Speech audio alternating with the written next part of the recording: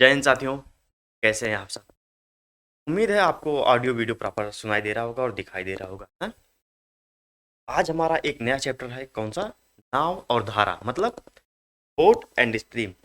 और अगर आपको अपनी नैया पार करनी है, मतलब यूपी कांस्टेबल में सिलेक्शन लेना है, यूपी कांस्टेबल में सेलेक्ट होना है, तो नाव और धारा अच्छे से पढ़ना पड़ेगा। इसको पूरा पढ़ना पड़ेगा, ठीक है? और मेरी गारंटी है, यहाँ पर अगर ए लिखा गया ना, ए, तो वो भी मैं आपको बताऊंगा कि ए क्यों लिखा गया। मतलब मैं कोशिश करूंगा कि आपको पूरा समझ में आए। और इसमें कॉन्सेप्ट पहले बताऊंगा, उसके बाद उसकी प्रैक्टिस। हाँ, तो हम ज़्यादा सवाल नहीं देखेंगे। हम 8-10 सवाल में पूरे का इसको चैप्टर को क्लियर करेंगे। उसके बाद हम अगले चैप्टर में जो प्रीवियस ईयर में पूछा गया था उसकी प्रैक्टिस कर लेंगे हमारा चैप्टर की। अभी कम समय में हम यही कर सकते हैं। चलिए स्टार्ट करते हैं अपना क्लास। ये है हमारा टेलीग्राम चैनल। इसी ये लिंक है उसका, मतलब ये क्यूआर है। इसको आप सब स्कैन कर लीजिए। तो देखिए, इसको स्कैन करने का मतलब कोई फ्रॉड व्रॉड नहीं है भाई। ये टेलीग्राम चैनल का क्यूआर है। इसका स्कैन कीजिए। लोगो यही मिलेगा आपको। ज्वाइन हो जाइए, ठीक है ना? अच्छा, अगर अभी हमने कहा नैया को पार करना, अब ये मत कोई कहना कि सर हमारी नैया कहाँ फंसी। भाई बेरोजगार हो तुम, है ना? तो अगर आपको रोजगार पाना है, मतलब वर्दी मिलेगी आपको, इमेजिन कीजिए एक बार, है ना? वर्दी पाना है तो वीडियो पूरी तो देखनी पड़ेगी। और अगर समझाने वाला मैं हूँ, मैं तो भाई पूरा समझाऊंगा आपको। चलिए क्लास को समझने से पहले देखिए, प्रश्नों पर आए उससे पहले हम 2-3 चर्चा कर लेते हैं इसके बारे में, इस चैप्टर के बारे में। इसके पहले हमने क्या पढ़ा बताइए? टाइम स्पीड एंड डिस्टेंस, और एक चैप्टर था ट्रेन। देखिए, हमने बताया ट्रेन और टाइम स्पीड एंड डिस्टेंस कोई अलग नहीं, एक ही है। तो उसी तरीके से बोट एंड स्ट्रीम भी उसी का हिस्सा है। कैसे? देखिए, टाइम स्पीड एंड डिस्टेंस में हमने क्या पढ़ा कि कोई व्यक्ति है, वो गति करता है। व्यक्ति ये गति करता है। ट्रेन वाले चैप्टर में हमने देखा कि ट्रेन गति करता है। और बोट एंड स्ट्रीम में कौन गति करेगा? धारा, मतलब स्ट्रीम। और उसी पर क्या चलेगी? नाव। चलिए सवालों को देखते हैं। उससे पहले आपको 2-3 चीज और आप बातें आपको बता दें। इसमें आपको दो शब्द बहुत परेशान करेंगे। क्या? एक डाउन स्ट्रीम,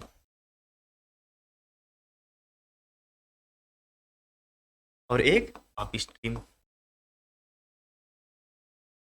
अप स्ट्रीम, अच्छा, डाउन स्ट्रीम का मतलब हिंदी में क्या होगा?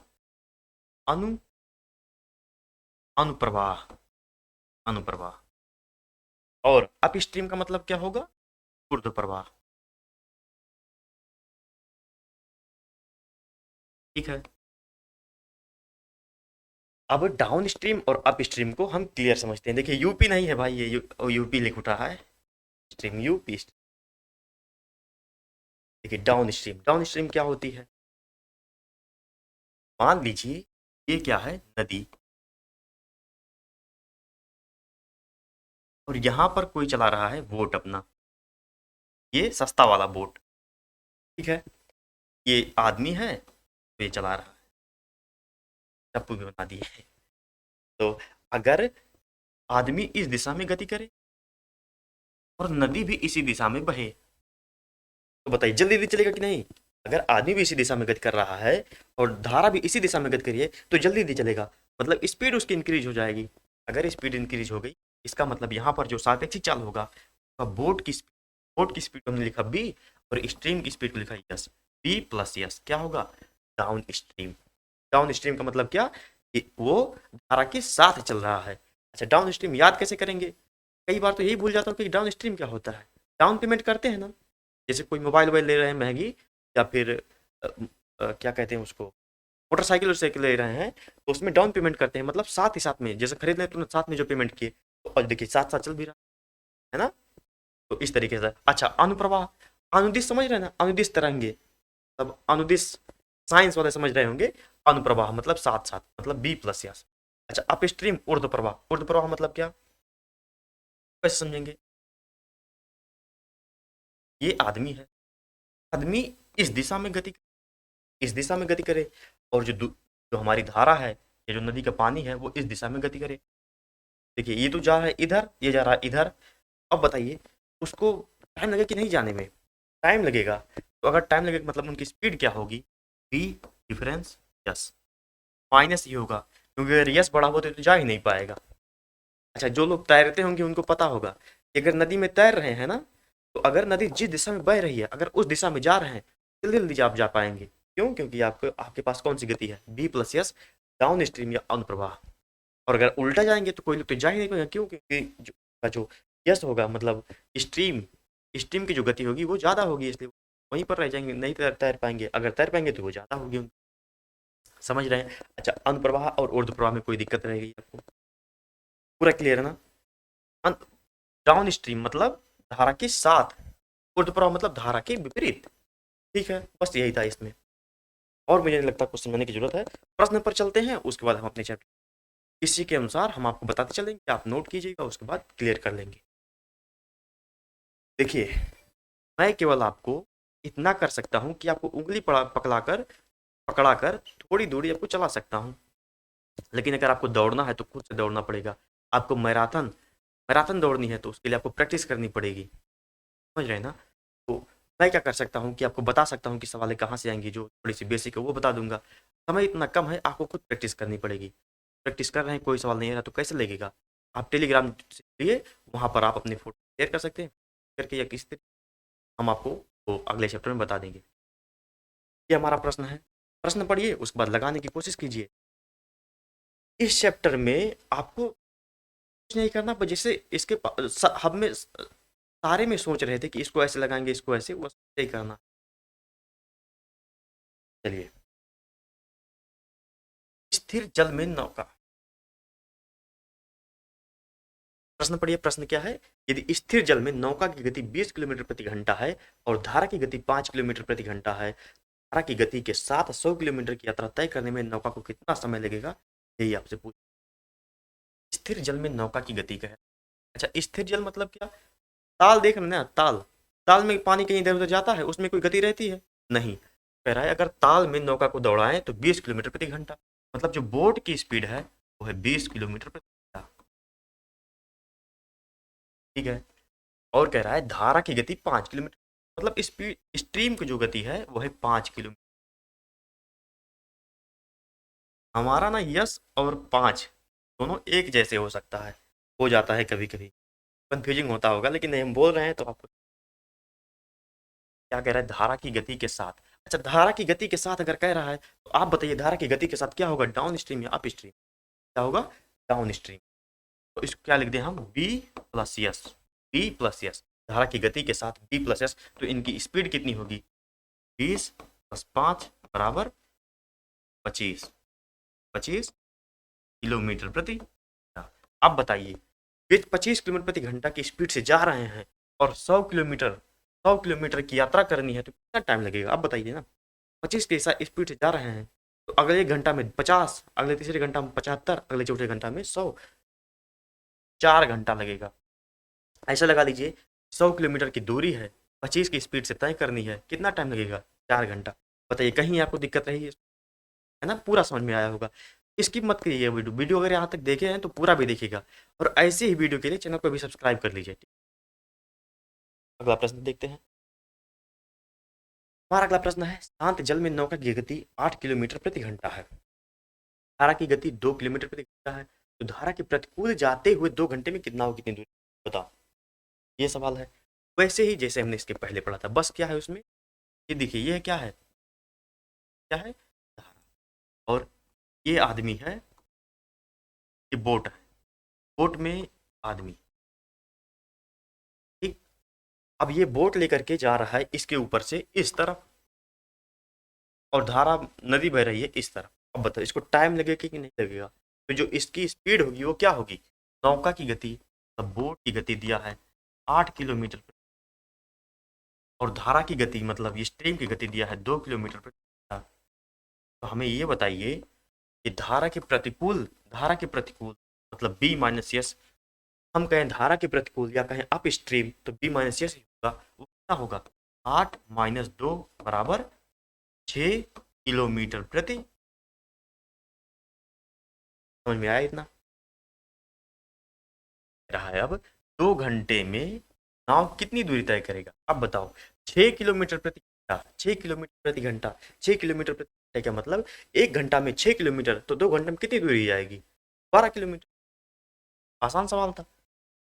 और ऐसे सूत्र लगाएंगे। क्या कह रहा है? दूरी, दूरी बराबर चाल गुणे समय। चाल कितना है? चलिए लिख देते हैं, चाल गुणे समय। चाल कितना है? चाल है 6 किलोमीटर प्रति घंटा, क्योंकि स्पीड कितनी? 12 है। सुनिए, और कहाँ पूछा गया था? ये जैसल में। ये तो आपके लेवल से ऊपर के लेवल का है, लेकिन पिछले का सवाल है तो कोई दिक्कत नहीं। आपके परीक्षा में मतलब यूपी पुलिस में लेवल का आएगा। अगर आप एसएससी जीडी की तैयारी कर रहे हैं या रेलवे की तैयारी कर रहे हैं तो बेसिक तो आपको क्लियर हो जाएगा, बाकी प्रैक्टिस कीजिए आप। अगला देखते हैं। एक व्यक्ति धारा की दिशा में तैरते हुए 15 किलोमीटर 1 घंटे में तैर लेता है। यदि धारा की गति 5 किलोमीटर प्रति घंटा हो तो वही व्यक्ति उतनी दूरी धारा के विरुद्ध तैरते हुए कितने समय में तय कर लेगा? ये प्रश्न है। कैसे लगाएंगे इसको बताइए? थोड़ा दिमाग दौड़ाइए। हमने क्या क्या अभी आपसे कहा? हमने कहा धारा की दिशा में तैरते हुए मतलब क्या? Down stream. धारा की दिशा में तैरते हुए मतलब डाउन स्ट्रीम। और डाउन स्ट्रीम का मतलब क्या होता है? बोट की गति और स्ट्रीम की गति दोनों जुड़ेगा। धारा की दिशा में है मतलब वो अनुप्रवाह की गति कर रहा है।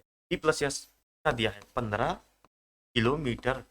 और अगर 1 घंटे में तैर लेता है तो 15 किलोमीटर प्रति घंटे में, तो यही उसकी क्या होगी? स्पीड।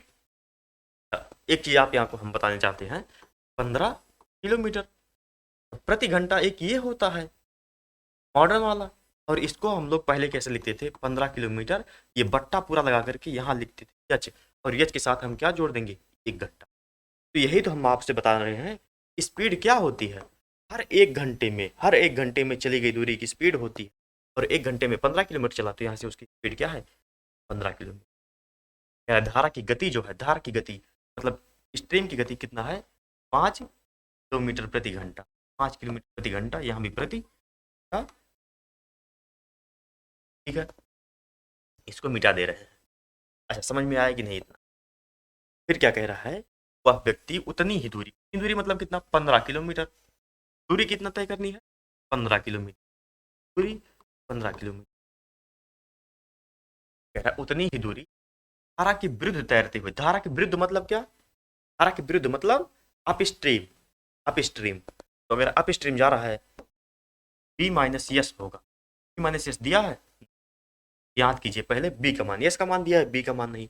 यहाँ से अब बी का मान निकाल पाएंगे क्या? देखिए B plus S, B plus S 15 kilometre, S केवल है 15 किलोमीटर। किलोमीटर, तो यहाँ से बी का मान कितना होगा? 10। बी बराबर 10 किलोमीटर प्रति घंटा। 10 किलोमीटर प्रति घंटा। समझ रहे हैं कि नहीं? बी बराबर 10 किलोमीटर प्रति घंटा। कैसे नहीं निकाला? बी प्लस यस का मान है 15, यस निकल जाएगा तो 5, 10 में से 5 निकल जाए, 15 में से 5 निकलेगा, कितना बचेगा? 10। अब दूरी है 15 किलोमीटर, बी का मान है 10, बी माइनस यस का मान कितना होगा? बी माइनस यस कितना होगा? 10 - 5 होगा कि नहीं? 10 - 5 कितना आएगा? 5 किलोमीटर प्रति घंटा। 15 किलोमीटर की दूरी तय करनी है 5 किलोमीटर प्रति घंटा की स्पीड से, तो 3 घंटा। क्लियर हुआ? चलिए आगे लगाते हैं।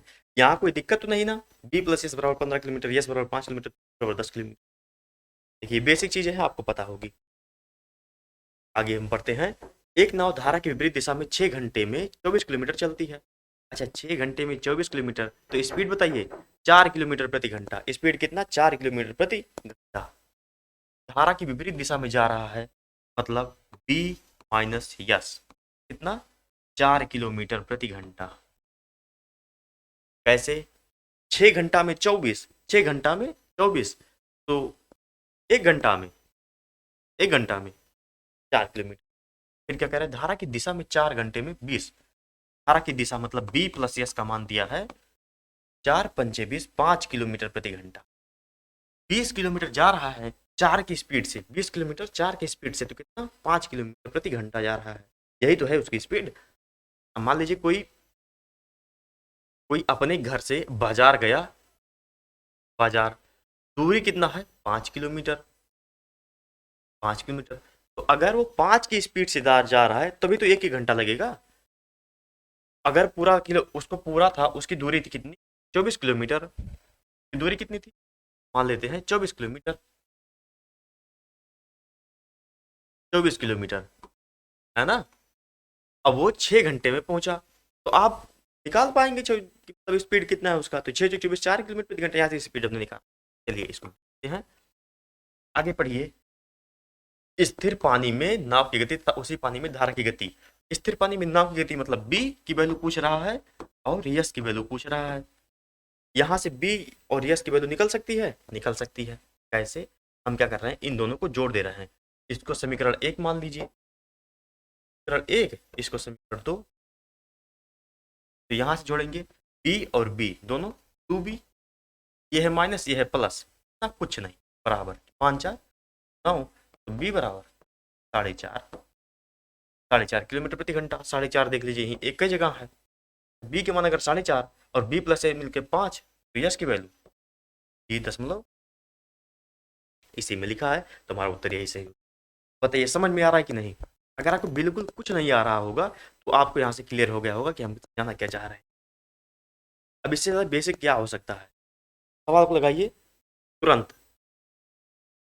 नाव की अनुप्रवाह 14 किलोमीटर प्रति घंटा है। डाउन स्ट्रीम मतलब बी प्लस एस। अब तुरंत downstream B plus S कितना है, 14 किलोमीटर प्रति घंटा, 14 किलोमीटर प्रति घंटा। ऊर्ध्व प्रवाह मतलब बी माइनस एस, या अप स्ट्रीम मतलब बी माइनस एस कितना है, 10 किलोमीटर प्रति घंटा। फिर कह रहा है शांत जल में, तो वह शांत जल 72 किलोमीटर की दूरी कितनी तय करेगी। शांत जल में जाना है, शांत जल में कोई जा रहा है तो बोट की स्पीड से तो जाएगा। तो पहले यहाँ से बोट की स्पीड पता करते हैं। यहाँ से कैसे पता करेंगे, जैसे इसके पहले लगाया उसी तरीके से यहाँ होगा 2p, p बराबर 14 और 10 24, तो b बराबर 12, b बराबर 12 किलोमीटर प्रति घंटा। यहाँ तक आपको समझ में आ गया होगा। ये लाइन समझिए, शांत जल में जाना है, शांत जल में 72 किलोमीटर की दूरी तय करना है। अच्छा, शांत जल में किस स्पीड से जाएगा, स्ट्रीम की स्पीड तो है ही नहीं, तो यहाँ से केवल बोट की स्पीड 12 की स्पीड से जाएगा। 12 तक 72, 6 किलोमीटर प्रति, मतलब 6 घंटे में, 6 घंटे में समय पूछ रहा है, 6 घंटे, 6 घंटा। क्या दिक्कत है, देखिए MTS 2019 ऐसे ही प्रश्न पूछेगा। अगर इस चैप्टर से प्रश्न आता है आपके परीक्षा में, तो ऐसे एक नाव धारा के साथ साथ धारा के विपरीत कुल 8 किलोमीटर, यही लाइन समझिए 3 घंटे में तय करता है। ये लाइन समझिए, यहाँ तक समझ से आपके क्या निष्कर्ष निकाल रहे हैं। इसके कहने का मतलब है कि मान लीजिए धारा यहाँ से बह रही इस दिशा में, किस दिशा में, इस दिशा। देखिए तीर दिखाई दे रहा है, इस दिशा में बह रही है। एक आदमी नाव लेकर के आया, पहले इस दिशा में गया, फिर वहां से लौट आया, तो उसने जो कुल दूरी चली है वो है 8 किलोमीटर। कितनी दूरी, 8 किलोमीटर। तो यहाँ से यहाँ तक आने जाने में जो दूरी है वो 8 किलोमीटर। तो बताइए दूरी कितना है, 4 किलोमीटर ही तो है, क्योंकि 4 किलोमीटर, 4 किलोमीटर गया 4 किलोमीटर आया, तभी तो 8 किलोमीटर। समझ रहे हैं इस बात को, है ना। मतलब जो दूरी तय कर रहा है वो है 4 किलोमीटर। अब जब दोनों में जो समय लगा है वो है 3 किलोमीटर, तो समय बराबर क्या होता है, समय का फार्मूला आपको पता होगा, समय बराबर दूरी बटे चाल, समय बराबर दूरी बटे चाल। ठीक है, आया समझ में। समय बराबर दूरी बटे चाल। समय कितना, 3 घंटा, 3 घंटा, 3 घंटा कितना, आने में और जाने में दोनों में। अच्छा बताओ, जब वो जा रहा था, जब वो धारा की दिशा में जा रहा था, तो उस समय उसकी दूरी कितनी थी, 4 किलोमीटर। दूरी बटे चाल ना, तो 4 किलोमीटर तो ऊपर ही था, बटे चाल कितना था, चाल बताइए। हमने माना क्या, यदि नाव की चाल x किलोमीटर प्रति घंटा है, x किलोमीटर प्रति घंटा। यदि नाव की चाल x किलोमीटर प्रति घंटा, तो कितना आएगा, x प्लस 4, x नहीं 4 नहीं, कितना लिखा है, 1 किलोमीटर ना, x प्लस 1, 4 बटे x प्लस 1। समझ में आया। जब वो जा रहा था तो उस समय इतना समय लगा, और जब वो लौट रहा है तो उस समय कितना समय लगेगा, 4 बटे x माइनस 1। ये चीज कैसे, जब वो आ रहा है तो दूरी चल रहा है 4 किलोमीटर, और उसकी जो स्पीड होगी क्या होगी, क्योंकि वो डाउन स्ट्रीम जा रहा, मतलब अप स्ट्रीम जा रहा है, इसलिए उसकी स्पीड होगी x माइनस 1। क्यों? क्योंकि नाव की चाल है x किलोमीटर और धारा की चाल है 1 किलोमीटर। दोनों विपरीत दिशा में बह रहे हैं, तो जो उनका चाल होगा x-1 और जाते समय x+1। इस समीकरण को समझ पाए क्या आप? अगर आप इसे समझ गए तो आपका सवाल लग गया। तो आपका मेन टॉपिक था यही था, जो मेन फॉर्म मतलब मेन लाइन था। ठीक, यहाँ से आप x की वैल्यू ज्ञात कीजिए। यहाँ से x की वैल्यू कैसे ज्ञात करेंगे? यहाँ बनेगा आपका द्विघात समीकरण। अब भैया अगर द्विघात समीकरण नहीं आता कैसे काम चलेगा? आप इस सवाल को तो कर ही नहीं पाएंगे, है ना? तो द्विघात समीकरण भी क्या है? घर की नींव है। अगर घर की नींव मजबूत नहीं तो छत कैसे लगेगी? चलिए हम आपको समझाने की कोशिश करते हैं, आप समझिए। यहाँ से इन दोनों का एलसीएम लेंगे, इन दोनों का एलसीएम, या फिर दूसरा नियम क्या है? तिर्यक गुणा। यहाँ से इसमें इसको गुणा करा दीजिए, यहाँ से इसमें इसको गुणा करा दीजिए, फिर इन दोनों का गुणा करा दीजिए, तो हर मान लीजिए। कैसे? हमने पहले इससे इसको गुणा कराया, तो 4 में x का गुणा 4x माइनस 4 में 1 का गुणा 4। यहाँ तक समझ गए? यहाँ कौन सा चिन्ह था पहले? प्लस। यहाँ इसमें इसका गुणा 4x प्लस 4, ये हो गया।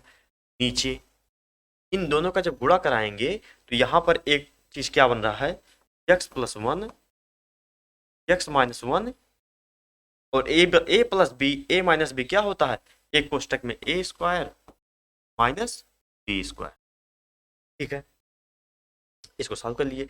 4 और 4 8x का वैल्यू कितना? 3। 4 और 4 8x को मिटा देते हैं सॉल्व करने के लिए। देखिए यहाँ से 8x और ये प्लस ये माइनस, कुछ नहीं बटे, यहाँ कितना आया? एक्स स्क्वायर माइनस 1 बराबर 3। 3x स्क्वायर माइनस 3 का निम्न 3, ये क्या है? 3 माइनस 3 का निम्न 3 बराबर 8x। अब इसको और सॉल्व करेंगे। 3x square minus 8x minus 3 बराबर 0। ये आपको समझना पड़ेगा अगर आप इस तरीके से लगा रहे हैं। इसका दूसरा तरीका भी है, लेकिन आप पहले बेस समझ जाइएगा। जब हम प्रैक्टिस करेंगे ना, अभी हम तो प्रैक्टिस करेंगे भाई, इसमें तो कोई दो राय नहीं है। इस चैप्टर की जो प्रीवियस ईयर है, अभी एसएससी जीडी का रिसेंट में एग्जाम हुआ है, दिल्ली पुलिस का एग्जाम हुआ है, उन दोनों के जितने मैथ्स के क्वेश्चन है एक बार में लाएंगे और प्रैक्टिस करा देंगे आपको। अगर आप ये पढ़े रहेंगे तो उसमें कोई दिक्कत होगी तो वहां पर इसके ट्रिक भी बता देंगे आप, है ना? तो आपको वेट करना पड़ेगा, जल्दी हम उसके लिए ला रहे हैं क्लास। तो यहाँ से इसको सॉल्व कर लीजिए। 3 त्रिक करना द्विघात समीकरण में कैसे होता है? X square nine x plus x minus 3 बराबर 0। 3x कॉमन कर लीजिए, x माइनस 3 प्लस 1 कॉमन कर लीजिए। ठीक, यहाँ 3x प्लस 1, यहाँ माइनस x के दो दो निकल रहे हैं क्या? x बराबर 3, एक क्या? x बराबर 3 और एक x बराबर माइनस 1/3। अब ये तो लागू नहीं होगा, तो x बराबर 3। नाव की चाल कितना है? 3 किलो। अब देख के लग रहा होगा कितना बड़ा है ये, लेकिन देखिए इसका ट्रिक भी है, वो हम आपको यहाँ नहीं बताएंगे, अगले लेक्चर में। अभी आप इसको समझिए। अब हम बता रहे हैं ना, अगर आपको बेस क्लियर रहेगा तो आपको कोई दिक्कत नहीं होगी मैथ में। लेकिन अगर बेस नहीं क्लियर, जल्दी जल्दी में क्या होता है, जल्दी जल्दी में चलिए जल्दी जल्दी में करते हैं। अब जैसे छत के पास पहुंचेगा जैसे उसका सेट रहेगा। बेस आपका मजबूत होना बहुत जरूरी है। समझ रहे हैं? अगला प्रश्न देखते हैं और उसको लगाने से प्रयास करते हैं। अगला प्रश्न है, बड़े सवाल को 20 किलोमीटर की गति से ऊर्ध्व प्रवाह या अपस्ट्रीम। अब देखिए यहाँ पर मिला आपको पहली बार ऊर्ध्व प्रवाह या अपस्ट्रीम। अच्छा, अब अपस्ट्रीम मतलब बताइए क्या होगा? अपस्ट्रीम मतलब क्या? अब बोर्ड की जो स्पीड है p माइनस इसका दिया है 20 किलोमीटर और b प्लस एस कितना दिया है? 30 किलोमीटर प्रति घंटा की गति से अनुप्रवाह p प्लस एस 30 किलोमीटर प्रति घंटा। ठीक, स्थिर जल में नाव की गति कितनी है? हमें नाव की गति मतलब b की गति पूछ रहा है। स्थिर जल में मतलब जल की जो स्ट्रीम है उसका कोई वैल्यू नहीं रहने वाला, का मान पता करना है। कैसे? अब अगर कैलकुलेशन आपको फास्ट आता है तो यहाँ से आप क्या बताएंगे? b बराबर 25, b बराबर 25 किलोमीटर प्रति घंटा। ये सही। अच्छा, यहाँ तक तो कुछ लोग को लगा होगा अरे ये कैसे हो गया? कैसे हुआ भैया? हमने इन दोनों को जोड़ा, इन दोनों को जोड़ा तो यहाँ से क्या मिला 2b 2b। फिर इन दोनों को जोड़ा तो यहाँ से क्या मिला 20 और 30 50 की बराबर 25। ठीक। अच्छा, अगर आपने इसको डायरेक्ट किया है ना, मतलब आपका बेस क्लियर है। अगला प्रश्न देखते हैं। ये है हमारा अगला प्रश्न। ये है इस लेक्चर का लास्ट प्रश्न भी है ये। तो चलिए इसको हम नहीं करवाएंगे, ये आपके लिए होमवर्क। होमवर्क मतलब गृह कार्य। गृह कार्य मिलता था ना जब आप छोटे थे, गृह कार्य है ये। तो आप सॉल्व कीजिएगा, इसका उत्तर कमेंट में बताइएगा या फिर टेलीग्राम में, और बताइएगा जरूर ये क्या है, और लिख दें HW। ठीक, उसका इसका उत्तर कमेंट में बताइएगा। अगर नहीं आता है तो बताइएगा कि नहीं आया। ठीक, लेकिन बताइएगा जरूर। इसके बाद हमारा जो अगला चैप्टर होगा बेसिक वाला, क्या होगा एवरेज। एवरेज में आपको और मजा आएगा, जिसको हम कल पढ़ेंगे। जय हिंद साथियों। अपने लेक्चर को यहीं पर समाप्त करते हैं। उम्मीद है आपको लेक्चर में बहुत मजा आया होगा, आपने एंजॉय किया होगा। अगर एंजॉय किया है तो वीडियो को लाइक कर दीजिए, चैनल को सब्सक्राइब कर लीजिए। मिलते हैं आपसे अगले वीडियो में। चैप्टर का नाम एवरेज आपको ही बता देते हैं इसी समय।